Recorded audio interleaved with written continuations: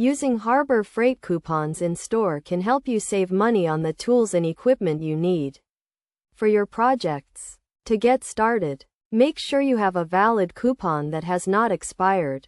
You can find Harbor Freight coupons online, in their weekly ads, or by signing up for their email newsletter.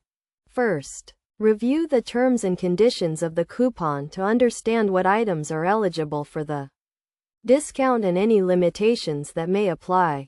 Some coupons may only be valid on specific products or categories, so it is essential to read the fine print. Next, gather the items you want to purchase and head to the checkout counter. Let the cashier know that you have a coupon you would like to use before they start scanning your items. This will help prevent any issues or delays during the checkout process.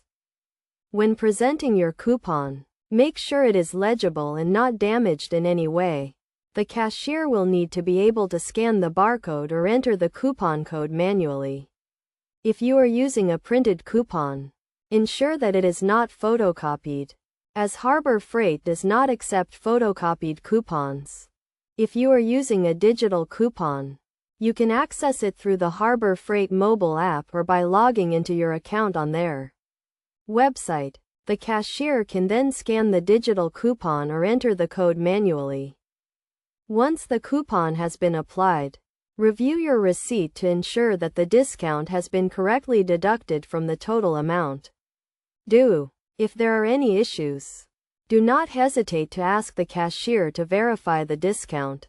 To maximize your savings, consider combining multiple coupons on a single purchase, as long as the terms and conditions of each coupon allow it. Additionally, look for coupons that offer discounts on items that are already on sale, as this can help you save even more money. By following these steps and understanding the terms and conditions of Harbor Freight coupons, you can enjoy significant savings on the tools and equipment you need for your projects. Remember to always review your receipt carefully and ask questions if you are unsure about any aspect of the coupon redemption process.